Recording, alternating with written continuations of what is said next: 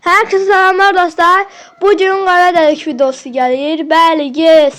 İstədiyiniz video gəldi. Demişdim ki, keçən dəfə videoya 10 like gələrsə qara dəlik videosu gələcək. Qara dəliklər kainatda milyonlarca var. Nəinki milyonlarca, hətta trilyonlarca belə ola bilər. Yəni keçən videoda dediyim kimi kainatın hər yerini axtarıb tapmamışıq. Yəni qara dəliklərin sayını tam bilmirik. Qara dəliklərdə fizika yasaları, yəni fizikanın qanunları pozulur. Bəli, qara dəlikdə bir cazibə qüvvəsi var, amma cazibə qüvvəsi eyni vaxtda iki yerə çəkir. Yəni olay ufqunda sizi həm yuxarı, həm də ayaq tərəfdən aşağı çəkir. Ona görə də orada heç bir şey canını qurtara bilmir.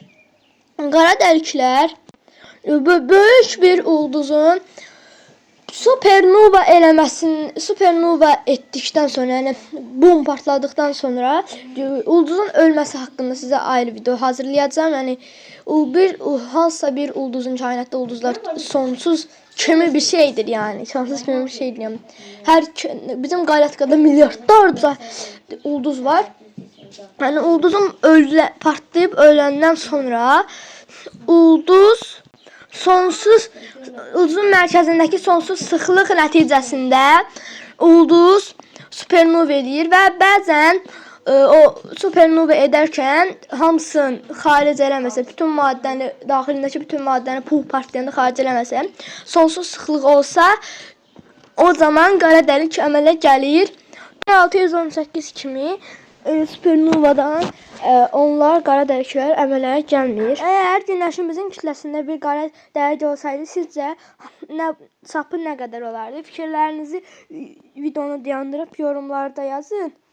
Axırıncı dəfə atdığım videodan da üzr istəyirəm, çünki həmən videoda yorumları deaktiv eləmişdim, əlim dəymişdi, üzr istəyirəm. İndi bu videonu atdıqdan sonra onu həmən düzəldəcəm. Siz də fikirlərinizi mütləq yazın. Sizi fikirlərinizi çox səbirsizliklə gözləyirəm.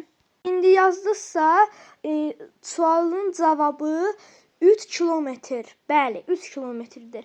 Ton 618 kimi qara dəliklər günəşimizdən 2 milyon dəfə kütləsi çoxdur.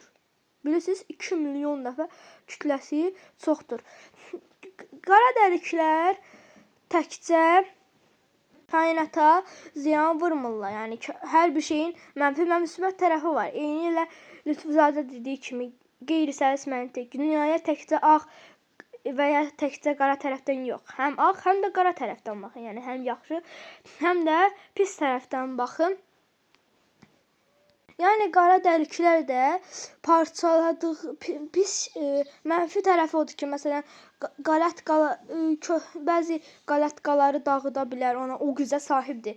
Hətta günəşin kütləsində olan 3 kilometr çapında olan bir qara dəlik parçalaya bilməzdi, amma ondan 10.000 qat daha yəni 30 min kilometr çapında olsaydı, o zaman bütün günəş sistemin, sonra qalatqa, sonra bütün kainatı məhv eləyə bilərdi.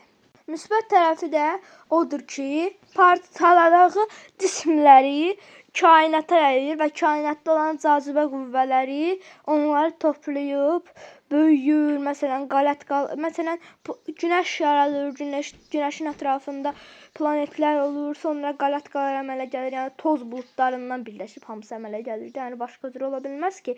Yəni bu belə olur. Yəni hər şeyin mənfi və müsbət tərəfi var. Beləcə bu videomuzun da sonuna gəlirik. Xoşça qalın, sağ olun. Bye bye.